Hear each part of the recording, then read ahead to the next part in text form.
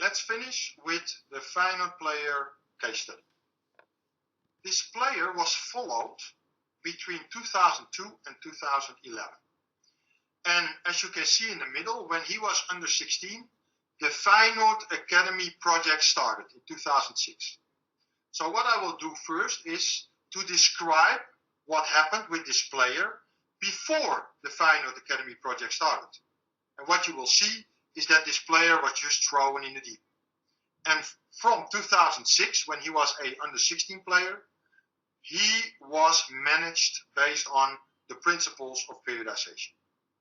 When he was an under 12 player, he was already extremely good. So he was playing and training with under 13. Under 13 was training 4 times a week, and he was also playing all the games. So to give you an impression, the games were on Saturday, and he was training on the Monday and on the Tuesday, on the Thursday and the Friday, 4 times a week with all these big and old players. And on Saturday, he was playing all the game minutes. The next year, he was again playing in under 13, but now he himself was under 13, so everybody had his same age. Again, he was training 4 times a week and playing all the game minutes. The next year, he was under 14, but he was again playing 1 team up in under 15. And under 15 was training 6 times a week. And their week schedule looked like this. 1 session on the Monday, 2 sessions on the Tuesday, 2 sessions on the Thursday, and 1 session on the Friday. So this is a ridiculous schedule for an under 14 player playing and training in under 15.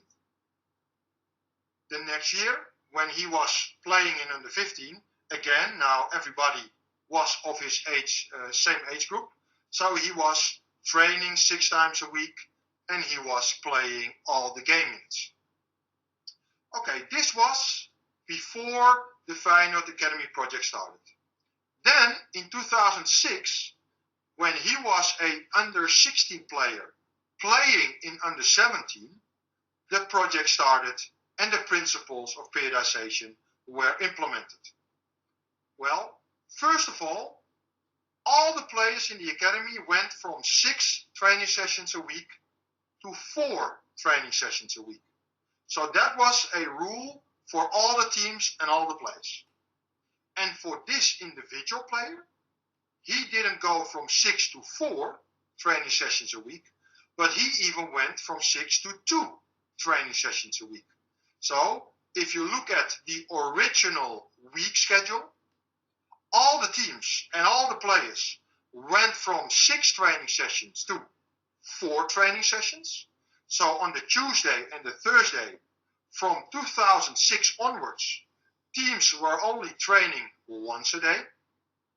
And this individual player was only training 2 times a week in August 2006.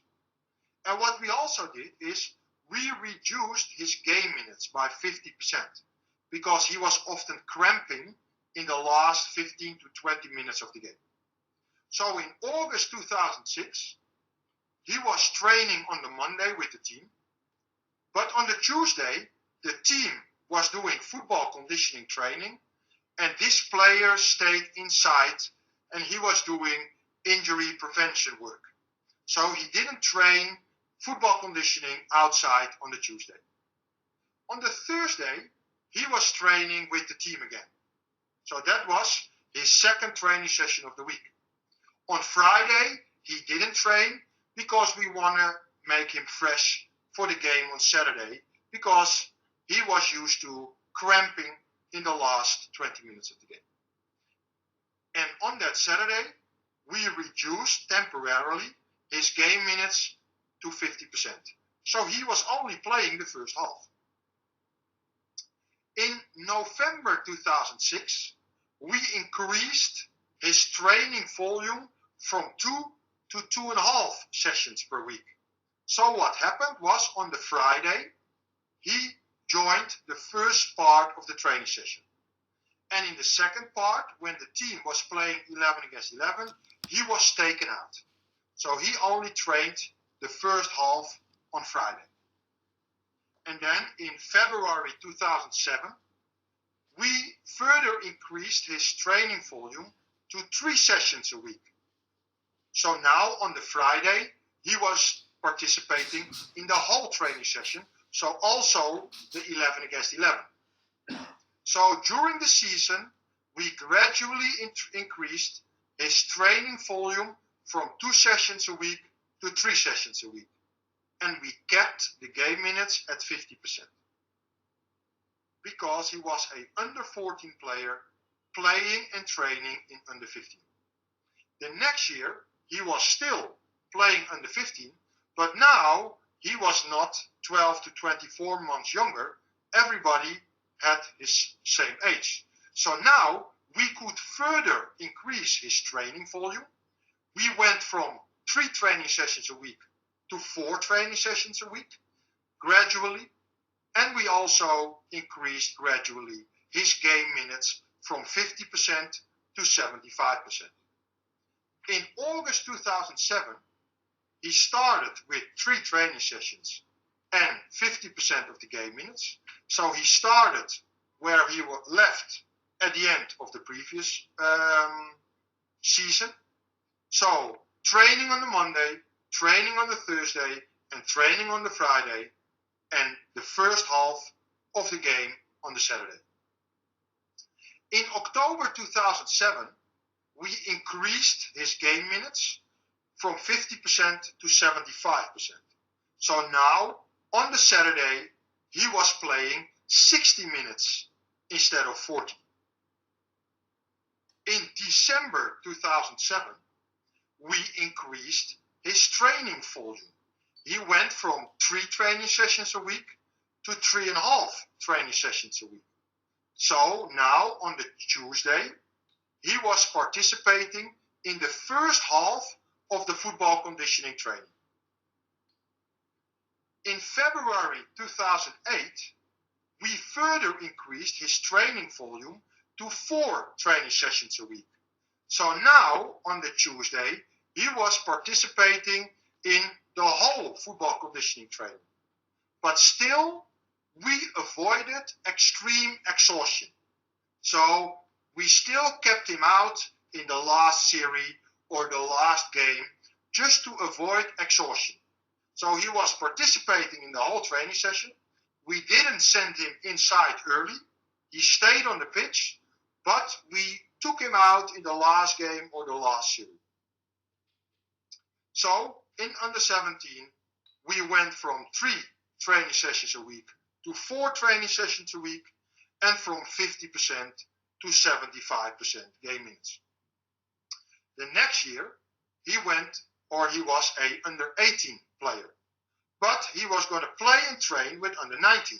So again, he was 20 months younger than most other players. So as you can imagine by now, we didn't throw him in the deep. We had to take 1 step back again because of this age difference. So we went back all the way to 2 training sessions a week. So in August 2008, he started with 2 training sessions a week and 75% of the game minutes.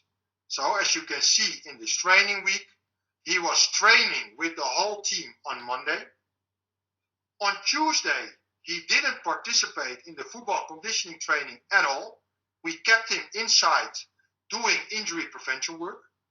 On the Thursday, he was participating in the whole training session. And on the Friday, we didn't let him train at all because we wanted him to be fresh for the game on Saturday. And he was playing 75%, in other words, 65 minutes. In November 2008, we increased his game minutes to 100%.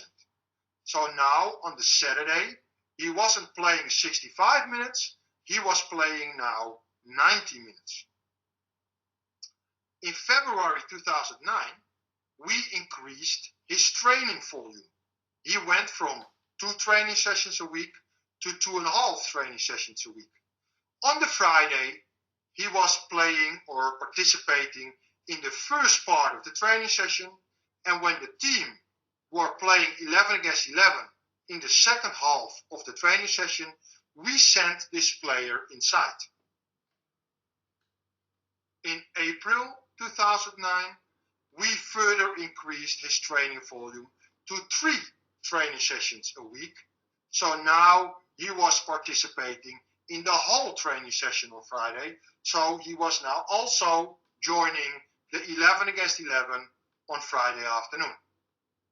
So as you can see now, when he was under 18, playing and training in under 19, he took one step back in terms of volume compared to under 17.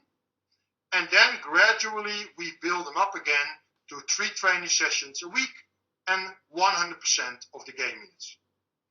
In his last academy year, when he was playing in under 19, now he wasn't an under 18 player anymore. He was under 19 himself. So what we did was we further increased his training volume from 3 to 4 sessions a week and to 100% of the game minutes. So in August 2009, he started where he was left at the end of the previous season.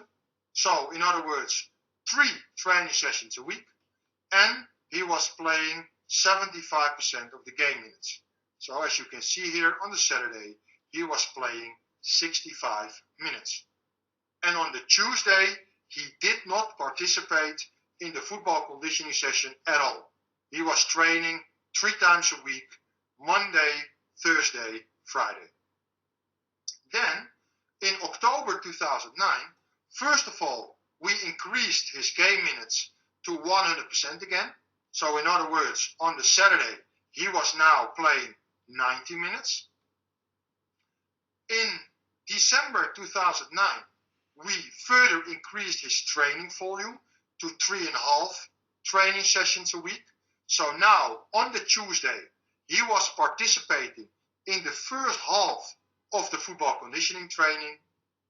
And finally, in February 2010, this player, for the first time in 4 years, he was participating in every training minute and every game minute for the first time.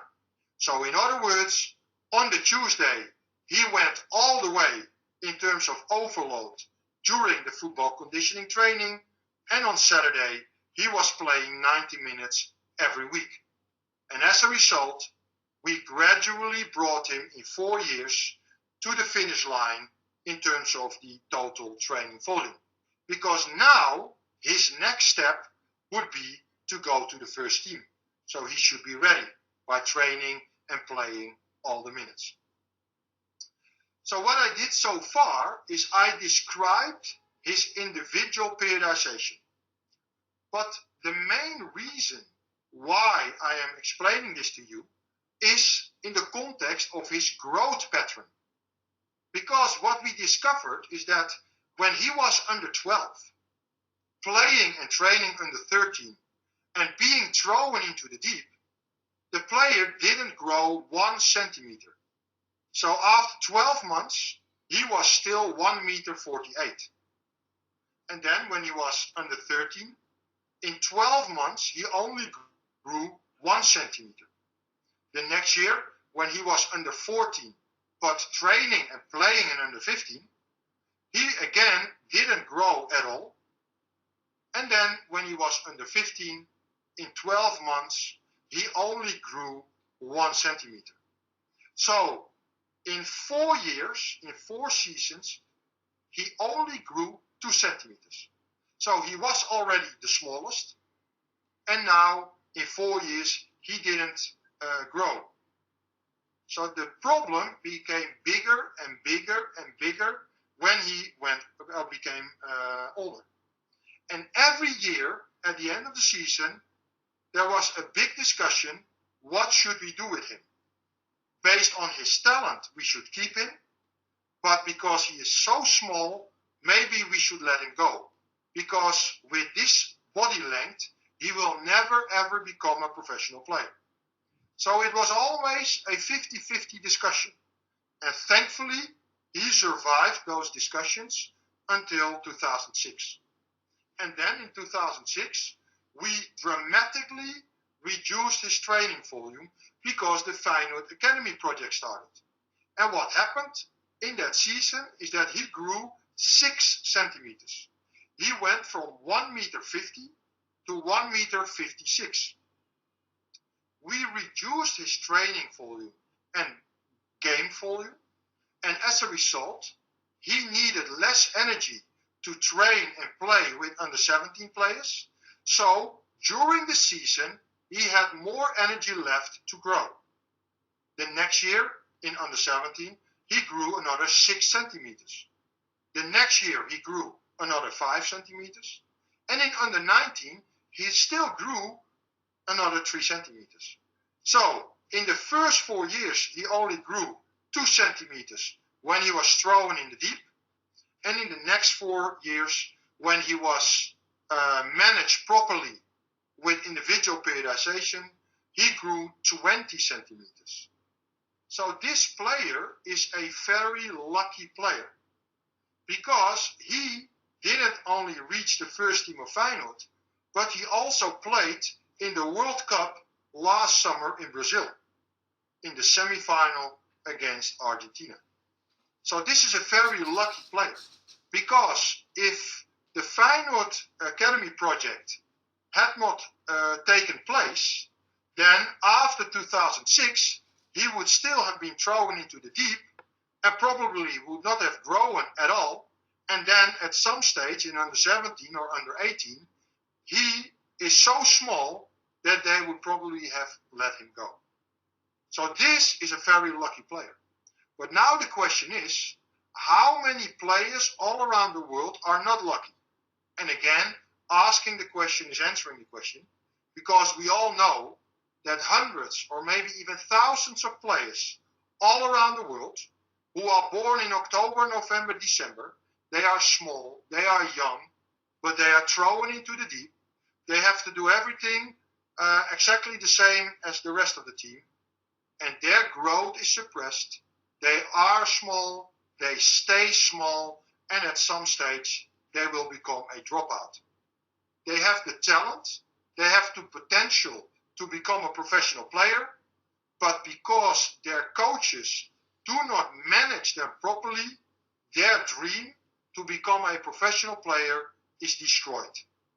So hopefully, based on in the first part, the study results that I presented to you, and in the second part, the principles of growth spurt periodization, especially in the Feyenoord player case study, hopefully this information will be helpful for you in the future to tailor the workload of your players, to apply individual periodization, so that also the younger and smaller players in your team, in your club, also get the chance to fulfill their potential and maybe even reach their dream to become a professional player.